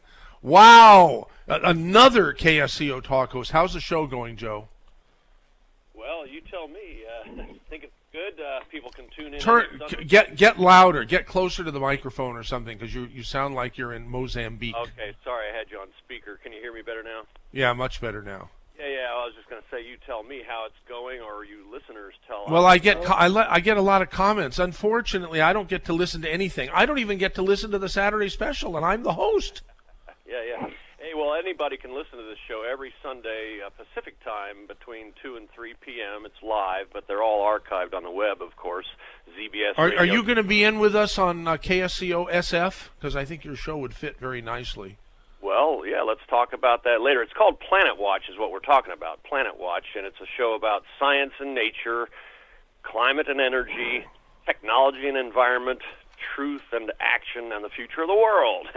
So it's a live show on Sundays, and zbsradio.com. You can go to Planet Watch and then click on episodes, and you can listen to any of the shows. Tomorrow we're interviewing a scientist down at CSUMB who's actually developing a business to sell devices that individuals can use to harvest fog for water, among other things. He's also doing a whole lot of the studies of the science of fog and what's drifting in along with it. It's very fascinating stuff.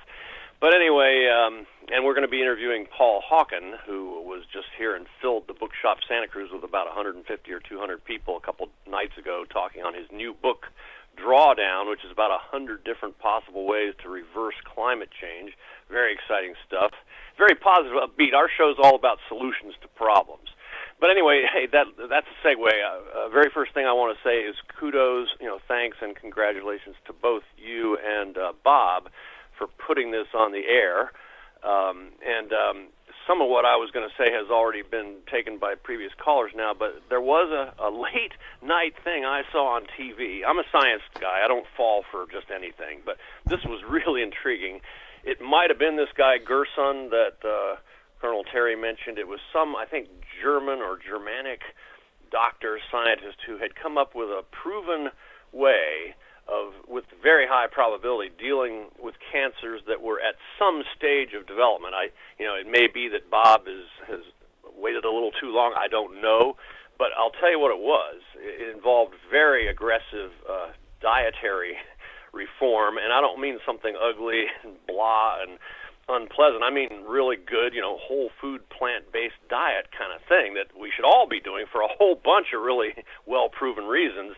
Anyway, this guy had amazing success, but he was, suppressed by Big Pharma, and in fact, he was poisoned twice, a couple of years apart. Now, this sounds like one of these crackpot conspiracy cover-up theories, but as a good commentator once said, the alternative to the conspiracy theory is the coincidence theory. This apparently really happened. This was on a reputable TV station. It was late at night where they bury these things, but unfortunately, I can't tell you the name of the guy, but look up some doctor guy who had a good set of cures for cancer, and he was poisoned twice. And I could maybe help you find that. And anyway, the diet thing, that's the main message, is the diet thing. The other thing is you were talking about insurance, so I want to ask you a question, both you and MZ. I'm wondering if maybe you might be sympathetic to what strikes me as the only sane solution to the health insurance business in this country. No, we wouldn't be interested in anything like well, that. I'll just give you a hint. I ran into MZ once outside the Civic Auditorium in downtown Santa Cruz just before a famous speaker filled that auditorium talking. The guy's name was Michael Moore, and he has a movie called Sicko, and he has another movie, the latest movie called Where to Invade Next. Has nothing to do with invading people, but one of the major parts of that movie was about single-payer health care, how it works in all other civilized modern countries of the world, and we've got a racket in this country and we need to get over it, and I think your guest may well be hip to that, but anyway, I'll leave it at that. And anyway, have a great day. Well, are you hip to that, Bob? Well, I have a couple of comments, if you don't mind. Please. Thank you for bringing it up. I wasn't going to try to get into the politics, but I'll put it this way. America as a culture has a hard time thinking in a collectivist way, which is what the Europeans and most other countries that have a single-payer system. If I were king for a day, I would do it a little bit differently. I would probably have a system that had two parts. I've thought about this quite a bit, MZ. I would have a system that was single-payer, but you have skin in the game. And I define skin in the game as unless you were completely indigent, your maximum out-of-pocket expense for anything, for yourself or a family, would be a certain percentage of your yearly income. Let's just say that you made $100,000 a year as a family, between the two of you or you're singly, you'd have a $5,000 obligation. And as a society, we wouldn't pay for the kids' sniffles. We wouldn't pay for minor things because we feel that, a person should be, as Americans, we like to think of ourselves in that John Wayne mode that we're all individualists and we take care of themselves to a point. However, that being said, like the prairie wagons we used to circle in the old days when there was danger, that if it's something serious, if it's something life-threatening, if it's something that you can't individually handle, the society handles it 100%. No more little old ladies getting tossed out in the street. No more people going bankrupt because of health care. That we cover a certain percentage. And then after that, society says that catastrophic, we take care of each other. I think it's the best mix to prevent folks from being destroyed by the healthcare system, but yet maintaining a modicum of individual responsibility. That's how I would play it. That's just me.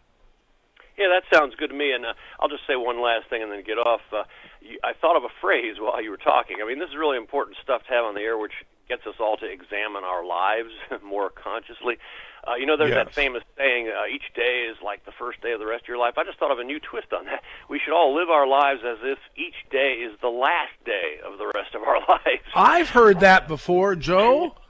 Really? Yeah. Well, I just made it up. Yeah, I have. Well, and I believe you made it up, but I've heard it, and live each day like it's the last day of your life, or something like that. Yep. So, all right. Well, thanks for the show, and good luck, Bob, and keep on trucking, man. Thank you. Thanks, Joe. Here's Dr. Biles. Bob, and keep on trucking, man. Thank you. Thanks, Joe. Here's Bob's listed on the phone, but he's actually live in studio. Bob, and here, keep on trucking, man. Thank you. Thanks, Joe. Here's listed on the phone, but he's actually live in Bob, studio. and keep on trucking, man. Thank you. Thanks, Joe. Here's listed on the phone, but he's actually live in Bob, studio. and keep on trucking, man. Thank you. We got a nightmare right here. Somebody's got their radio on. Phone, but he's actually live. So, all right, MZ, can you hear me? Yeah, now I can. Yeah. I'm just going to drop the. I know what happened. Okay, so we've got Dr. Biles here. Who's the next Dr. one? Biles, can you? I'm here. Okay, Am I on the radio? Yes, you now are. you are. Yes, you are. Is, and I'm going is to Bob put there Bob as well? back on right now. Or are you going to wait? Oh, that's what happened. I took your call on line 6, Dr. Biles, and it was on hold getting KSCO. It was Michael, a terrible yeah, sorry about disaster. all that. Yeah. Everything went away. Everything. It's all good. So now is Bob back on? I'm back Sure on. is. Great. I've been listening to the show since its inception. I was in my office this morning treating a patient with myasthenia gravis, and it came to mind. I had a couple questions for you, if you don't mind. Could we talk? Go ahead. Could we talk about your dentistry? Do you have any root canals? No, none. The one thing I do is I maintain my teeth perfectly. No, that's not a factor. Okay, so you have no mercury, no metal, or anything like that? No. Gold. And there's no mercury under the gold? No.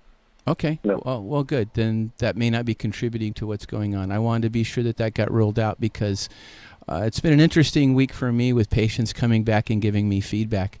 And I think I'll just save that for the next show. I didn't call for a promo, but I've been hopeful that if if there was some issues for you, I would have addressed those because root canals and mercury and things like that really do disrupt the system. And when you begin to look at things too, sometimes I've seen patients with cancer that have root canals on meridians, Chinese meridians, that are related to some of the bladder and the kidneys and what have you. So, you've ruled that out. That's a good thing. I've listened to some of this. I'm here with a book, The Truth About Cancer by Ty Bollinger. Some of the people have called in and given some great advice for you. So, wonderful show, Michael. Are you going to have Ty on? David? Yeah, we're going to invite him on. We won't have him today, but we will, and we'll get into this deeper. I've met him. I've run into him. He's developed quite a reputation, a positive reputation from having written that book. Yeah, well, it's truth is what it is, huh? Anyway, great show. You're covering a ton of topics. You ought to listen to it again later, and we'll open some of those topics for other shows. Great, and it will be rebroadcast tonight, as the Saturday special is always between the hours of 10 p.m. and midnight, or on demand anytime at ksco.com, zbsradio.com, or any of our free apps for any of the platforms, Android, OS, Apple, and everything. So and YouTube at KSCO lots of ways Global. to get us. Lots of ways. And KSCO Global on YouTube, right? And we'll Great. continue. Thank you, Jason. We'll continue some of this topic next hour. So okay, thank you. On the perspectives. You bet. Thank you, Dr. Biles. Next caller will be Mike in Santa Cruz regarding suicide. Mike, you're on. Mike. Yeah, I'm here. Okay, now you're on. Okay. Did you Hey, forget guys, what you were going to say, or were you eating? Oh, it was my No, fault. okay. There was a little delay in the patch through. Oh, okay. Yeah, how are you guys? Okay, good. Hey, I wanted to touch on the topic of suicide because suicide is it's a big question. I don't know of anybody whose life hasn't been affected by a loved one or in the circle of friends. Suicide touching many of us somehow, but in the recent news of Chris Cornell, the musical artist and lead voice of Soundgarden, he apparently committed suicide in a hotel room an hour after a show, his recent show. And so I was looking as you guys were talking on suicide and did a quick search on it. From a biblical point of view, the 6 people in the entirety of the scripture from Old and New that committed suicide, and one of the things that it came up with was in the soul's attempt to stop suffering, pain, guilt, and shame that suicide is sometimes resorted to, and that this question is a charged question because it raises the issue: is suicide is it self-murder? And each person has to come to terms with that question really themselves, but one of the commandments that was given out of the 10 Commandments was shall not murder. And so this question, when I found this source on the internet this morning, I was like, wow, let me ponder that. Is suicide self-murder for any reason of the soul trying to stop suffering, pain, shame, or guilt? And I just reflecting intuitively, I thought, man, those are elements that probably people from a lot of different places in life, those things pass through their mind as they deal with this question about suicide. And just ending, many people have also reported at a point where they did have a choice of suicide that they reached out. They reached out in openness or in a act of receptivity to pray for the Creator's intervention into their personal circumstance, and that their lives, many lives, were transformed with a new season of vision, purpose, and sharing with their fellow human beings of how they were brought through it and how they came through it. So all these things were passing through my mind as I heard you guys talking. Well, thank you for calling 479-1080 and participating in the program, Mike in Santa Cruz. We do appreciate it very much. And you have a great day, okay? You too. You take care now. Okay, it looks like we have Gail in Live Oak, but before we go to Gail's call, I want to read a few emails that came in earlier. Can I comment on it? Oh, sure, go ahead. Just real quick, MZ. One thing. the idea of self-murder. So that brings up an interesting question. So if I deny myself care to try to lengthen my life, I'm making a conscious decision to control my own life. Is that murder or is that a choice? Now that kind of gets into the imponderables. Just wanted to bring that up. Yeah, we're not gonna. That's a good question to pose, but that's about it. Deserves a whole program or more, a whole series. I just had to bring that up in honor of his call. I thought that would be good. Yes. Okay. Here's some question. MZ, please ask Bob to outline his nutritional supplement history. Great show, thank you. Jim or James? Do you have anything to tell Jim or James about your nutritional supplement history? I take TA65, which is a telomere extender. Otherwise, I'm pretty healthy, ironically.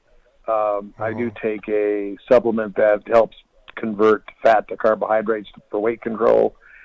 And that's about it. I eat fish now mostly salmon and trout and such, rice, not a heavy drinker, but I'm not big on artificial supplements if you try to have organic food. That's just me. And I'm not saying that my way is the right way at all. Mm-hmm. Okay, great. Now let's see. There are more, a couple more emails here. Valuable program. Your guest is amazingly verbal. There is such a changing rush of emotions, and my damn cursor is causing problems here. So let me go back, and there's more to this emails. Let's see. There's a changing rush. When life is on the line, which physical or mental pains is a mix? Earthquake proportions. It is an unsure future. Okay, we know all that. Choices. Think positive. Prepare for worst, pray, radically alter diet, B17, anything to reduce pain, etc., etc. That's from Gary Richard Arnold himself. Okay, I don't know if you have any comment on that, but we do have another email here. In case you don't, MZ, you and your guest, A Cure for Cancer by Dr. Robert Olney. MZ, you and your guest and listeners might be interested in a paper posted at the May Brussels website called Blocked Oxidation by Dr. Robert Olney. He claims he cured most of his cancer patients back in the 60s, early 70s, and explains how he did it. Thanks for the great show, Tim. And it gives a link here. So, may I comment? Yeah, please. My purpose today was not to bring on a bunch of alternatives, and I appreciate everybody who's brought in their ideas. My purpose today was to tell folks what it's like and to encourage folks to look at cancer differently. Number one, don't be as scared of it as the culture makes us. Don't take the first cure that's handed you. Research. I never realized that having cancer would literally be a full-time job between the research and dealing with the insurance folks and dealing with all of it. The positive side is the support's been overwhelming. I've seen kindness that I never thought I would see in my fellow human beings. I'd grown cynical as I became older, and it's been a wonderful opening. I think the folks down at UC Med down there are doing God's work, if there is a God, and I think that what they're doing is heroic and gallant.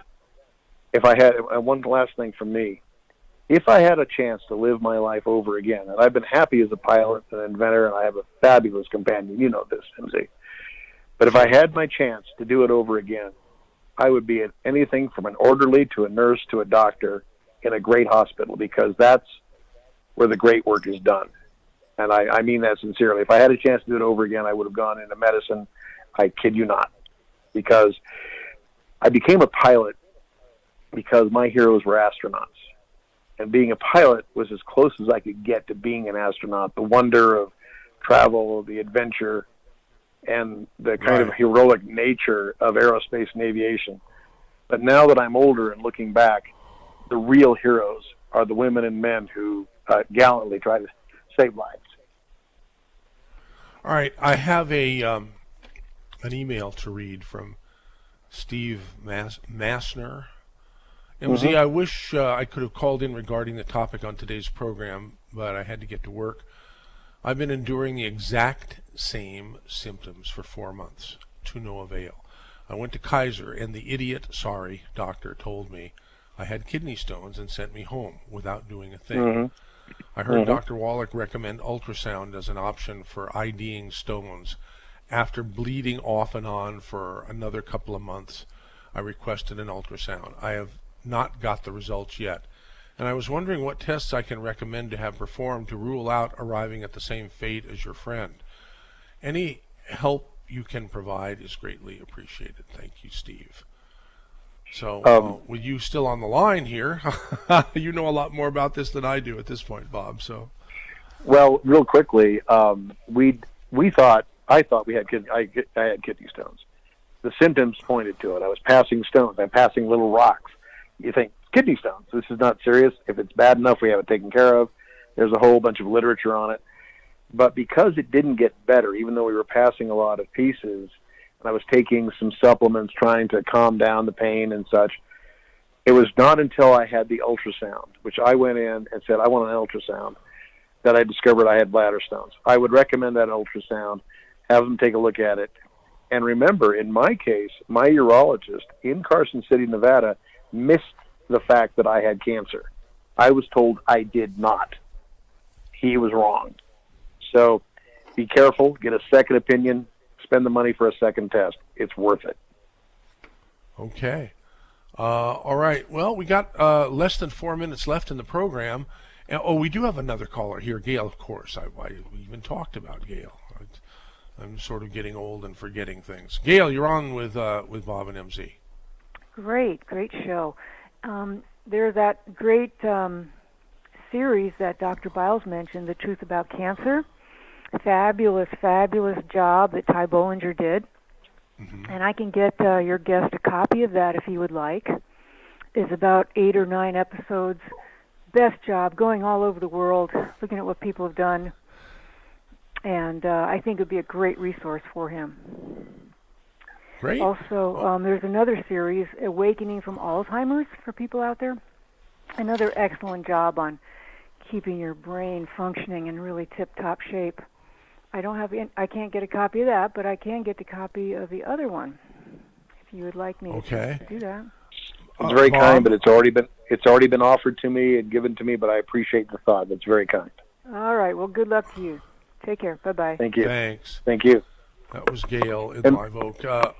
Hey, I think we might have time for one more call, but we don't have one more call, so I guess that's it for the calls. MZ, I wanted to thank you for the time. Oh, golly, MZ, Bob. I'm so sorry all this happened to you, but I think you've done a lot of good with it by reaching out and wanting to even go on. Because it's a highly personal thing here, and to want to share such stuff with people is laudable, I think. So. Well, I thank you for the opportunity. It hit me that there was so much support, and the thing is, at first you're terrified of the consequences. You're terrified by the ignorance, because none of us want to face this. And then the more studying you do, the more analysis, you overcome some of the fear, and then you find the support. So what I wanted to do was just encourage people to get the test, get insured, whether it's life insurance to cover your family or some type of health insurance, at least to cover a catastrophic thing like this. And I'm not an insurance salesman. That's not the point. I'm just speaking about the practical reality of it, because otherwise, you don't have a lot of choices. And I just wanted to thank you, MZ, for the opportunity. You've been very kind. Well, Bob, I believe attitude has a lot to do with everything. You've got the right attitude, and I think you're just gonna come out of this thing great. Now, what happens next for you? A little into June, you're gonna have an operation that will June 21st. June 21st. Yeah, that will create a new bladder for you, I guess, out of existing body parts. Yeah. That's the idea. Okay. There's a 35 because of my previous condition. There's a 35 to 50% chance that I'll be able to have an internal bladder and operate more or less normally. Wow. there's also a substantial chance that I'll have an outside bag, and I've decided I'll have to live with that. And that's just the way it is. Whatever it is. Hey, but you're going to do great. Hey, that's it for the show now. We'll all the best to you, and we'll see you all next week. Thanks. KSCO, Santa Cruz, Salinas, Monterey, San Jose, 12 noon here, CBS News. Taylor, memories of a summit in Sicily. It was a tremendously productive meeting where I strengthened America bonds. We have great bonds with other countries.